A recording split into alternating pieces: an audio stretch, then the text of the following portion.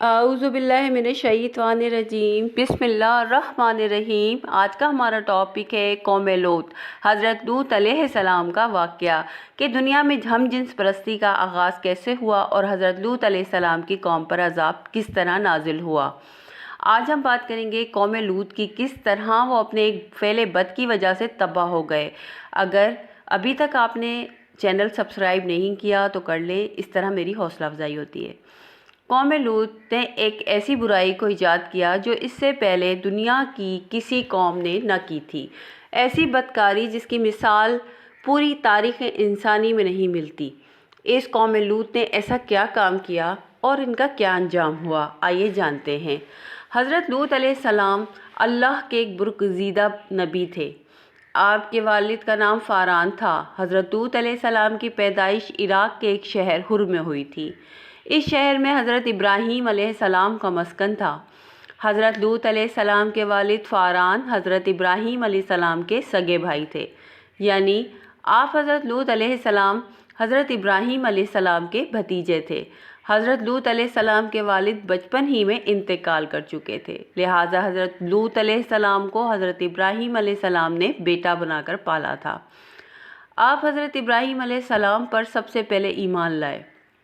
آپ حضرت ابراہیم علیہ السلام کے زمانے میں اہل سدوم کی رہنمائی کے لیے نبوت کے منصب پر فائز ہوئے۔ حضرت لوط علیہ السلام کے بے شمار معجزات تھے۔ آپ جب بھی بارش کی دعا کرتے تو اسی وقت آسمان پر بادل آ جاتے اور بارش شروع ہو جاتی تھی۔ حضرت لوط علیہ السلام جس پتھر پر سر رکھ کر سوتے، اس پتھر پہ آپ کا سر مبارک کا نشان بن جاتا۔ سدوم وہ علاقہ تھا جہاں حضرت لوط علیہ السلام کو بھیجا گیا۔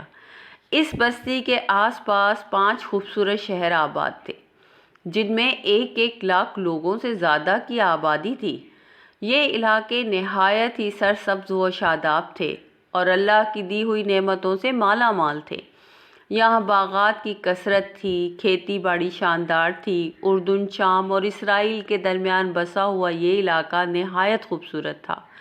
طرح طرح کے اناج و میوہ جات بکثرت تھے۔ اناج اتنا تھا کہ اس علاقے کی ضروریات سے بہت زیادہ تھا، اس لیے آس پاس کے لوگ بھی اپنی معاشی ضروریات کے لیے ان بستیوں کی طرف آ جاتے تھے، مگر یہ بات اہل سدوم کو پسند نہ تھی۔ ان کے خیال میں ان کے علاقے میں پیدا ہونے والا اجناس، پھل و سبزیوں پر صرف انہی کا حق تھا۔ وہ نہیں چاہتے تھے کہ یہ دوسری بستیوں کے لوگ ان کے علاقوں میں آئیں۔ ایک دن سدوم کے لوگ ایک جگہ جمع ہوئے، غور و فکر کرنے لگے کہ ایسا کیا کیا جائے کہ یہ دوسری بستی کے آنے والے لوگ ہمارے پاس آنا چھوڑ دیں، کہ ابلیس ایک بزرگ کی شکل میں ان کی محفل میں آیا اور کہا، اگر تم لوگ ان لوگوں سے اپنا پیچھا چھڑانا چاہتے ہو تو میرے کہنے پہ عمل کرو۔ اس بزرگ یعنی ابلیس کی بات لوگوں نے بہت غور سے سنی۔ ابلیس نے کہا کہ میں کل بتاؤں گا۔ دوسرے دن ابلیس ایک نوجوان خوبصورت لڑکے کی شکل میں آیا اور انہیں اپنی عورتوں کے بجائے مردوں کے ساتھ بدفعلی کرنا سکھایا اور کہا کہ اگر تم ان بستیوں کے لوگوں سے نجات چاہتے ہو تو جو کوئی بھی تمہاری بستی میں آئے تم ان کے ساتھ اپنی خواہش بد پوری کرو، اسی طرح یہ لوگ اس بستی میں آنا چھوڑ دیں گے۔ اپنی نفسانی خواہشات کی تکمیل مردوں کے ساتھ اس قوم کا فعل بن گیا۔ یہاں بے حیائی عام ہو گئی تھی۔ عمرہ، سردار، گھر گھر میں یہ عمل پھیل گیا تھا۔ بھری محفل میں لوگ اس فعل بد کے کام کو کر کے خوش ہوتے تھے۔ کوئی بھی محفل اس فعل بد کے بغیر ادھوری سمجھی جاتی تھی۔ خاص کر مسافروں میں کوئی لڑکا ان کو مل جاتا تو یہ فوراً اس کو اپنا شکار بناتے۔ تلمود میں لکھا ہے کہ اہل سدوم اپنی روزمرہ زندگی میں بہت سخت، ظالم، دھوکے باز اور بد معاملات تھے۔ کوئی مسافر ان کے علاقے سے خیریت کے ساتھ نہ گزر سکتا تھا۔ کوئی غریب ان کی بستی سے کوئی روٹی کا ٹکڑا بھی نہ پا سکتا تھا۔ ایسا ہوتا کہ اگر کوئی مسافر ان کے علاقے میں فاقے سے مر جاتا تو وہ اس کے کپڑے اتار کر اس کی برہنہ لاش کو دفن کر دیتے۔ اپنی وادی کو انہوں نے ایک باغ بنا رکھا تھا۔ اس باغ میں وہ بدکاری اور ریاکاری کیا کرتے تھے۔ حضرت لوط علیہ السلام نے انہیں توحید کی دعوت دی اور بدکاری کے اس بے حیا عمل سے روکا اور توبہ کرنے کا حکم دیا۔ حضرت لوط علیہ السلام نے کہا کہ تم بے حیائی کیوں کرتے ہو؟ تم عورتوں کو چھوڑ کر مردوں سے لذت حاصل کیوں کرتے ہو؟ حقیقت یہ ہے کہ تم احمق ہو۔ حضرت لوط علیہ السلام ان کو دن رات نصیحتیں کیا کرتے تھے، لیکن اس قوم پر اس کا کوئی اثر نہیں ہوتا تھا۔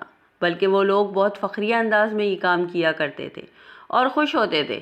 انہیں حضرت لوط علیہ السلام کا سمجھانا بھی بہت برا لگتا تھا۔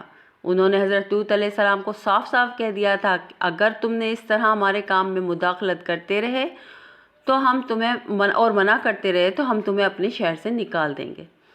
حضرت لوط علیہ السلام نے نصیحت اور تبلیغ کا سلسلہ جاری رکھا، لہٰذا ایک دن اہل سدوم نے خود ہی عذاب الہی کا مطالبہ کر دیا۔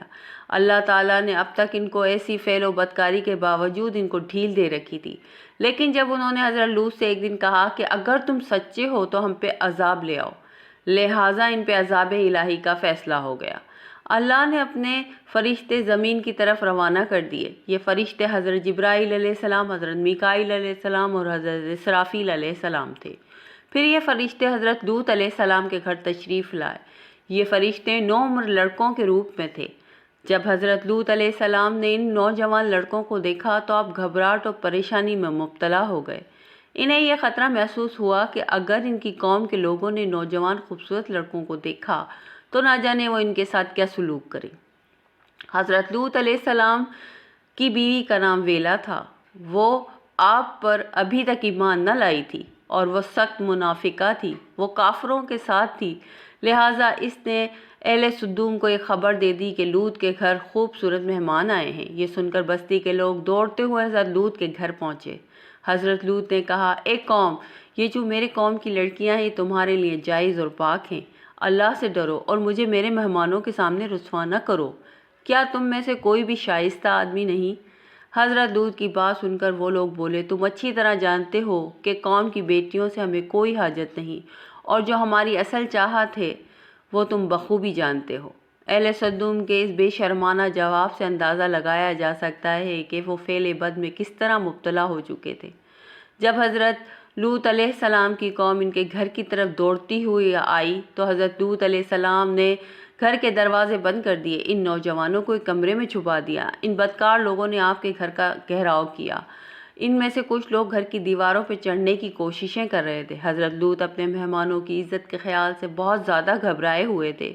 فرشتے سب منظر دیکھ رہے تھے۔ جب انہوں نے لوط علیہ السلام کی بے چینی، بے بسی، پریشانی کا یہ عالم دیکھا تو حقیقت سے پردہ اٹھاتے ہوئے فرمانے لگے، اے لوط علیہ السلام، ہم تمہارے رب کی طرف سے بھیجے ہوئے فرشتے ہیں، یہ لوگ ہرگز تم تک نہیں پہنچ سکیں گے۔ ابھی کچھ رات باقی ہے، تم اپنے گھر والوں کو لے کر چل دو اور تم میں سے کوئی شخص پیچھے مڑ کر نہ دیکھے۔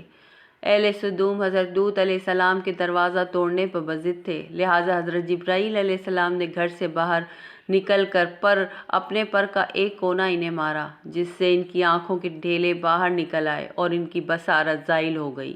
یہ عذاب ان لوگوں کو پہنچا جو حضرت لوط علیہ السلام کے گھر بد نیتی سے آئے تھے۔ حضرت لوط علیہ السلام حقیقت حال جان کر مطمئن ہو گئے اور اپنے گھر والوں کو ساتھ لے کر رات کے اندھیرے ہی میں نکل کھڑے ہوئے۔ بیوی ان کے ساتھ تھی، لیکن کچھ دور جا کر وہ واپس اپنے قوم کی طرف پلٹ گئی اور قوم کے ساتھ ہی جہنم واصل ہو گئی۔ صبح کا آغاز ہوا تو حضرت جبرائیل علیہ السلام نے بستی کو اپنے پر سے اکھاڑ دیا، پھر اپنے بازو پہ لے جا کر آسمان پر چڑھ گئے، یہاں تک کہ آسمان والوں نے کتے کے بھونکنے اور مرغے کی بولیوں کی آواز سنی۔ پھر اس بستی کو زمین پہ دے مارا۔ اس کے بعد ان پر پتھروں کی بارش شروع ہو گئی۔ ہر پتھر پر مرنے والے کا نام لکھا تھا۔ جب یہ پتھر ان کو لگتے تو سر ان کے پاش پاش ہو جاتے۔ صبح شروع ہونے کے ساتھ یہ عذاب شروع ہوا اور اشراق تک پوری بستی نیست و نابود کر چکا تھا۔ قوم لوط کی اس خوبصورت بستی کو اللہ نے ایک نہایت بدبودار اور سیاہ جھیل میں تبدیل کر دیا، جس کے پانی سے رہتی دنیا تک کوئی فائدہ نہیں ہوگا۔ سمندر کے اس حصے کو کوئی جاندار، کوئی مچھلی، کوئی مینڈک، کچھ بھی زندہ نہیں رہ سکتا۔ اسی لیے اسے ڈیتھ سی یعنی بحر مردار کہا جاتا ہے، جو اسرائیل اور اردن کے درمیان واقع ہے۔ ماہر آثار قدیمہ نے 10 سال کی تحقیقات کے بعد تباہ شدہ شہر کو دریافت کیا اور پتہ چلایا کہ اس کی زندگی بالکل ختم ہو چکی تھی۔ اس شہر کے کھنڈرات اور ریاستوں کو دیکھ کر یہ اندازہ لگایا جا سکتا ہے کہ جب یہ شہر تباہ ہوا تو اس وقت لوگ اپنے روزمرہ کے معاملات میں مشغول تھے اور یہاں زندگی اچانک ہی ختم ہو گئی۔ اہل سدوم انہیں پتھر کا بنا دیا گیا۔ ان کے بت ابھی تک بحر مردار کے پاس موجود ہیں، جو تا قیامت موجود رہیں گے اور لوگوں کے لیے عبرت کا نشان ہوں گے۔ روایت کے مطابق ایک بار حضرت سلیمان علیہ السلام نے شیطان ابلیس سے پوچھا، اللہ کے نزدیک سب سے بدترین عمل کیا ہے؟ تو ابلیس بولا، جب مرد مردوں سے بدفعلی کریں اور عورتیں عورتوں سے خواہش پوری کریں۔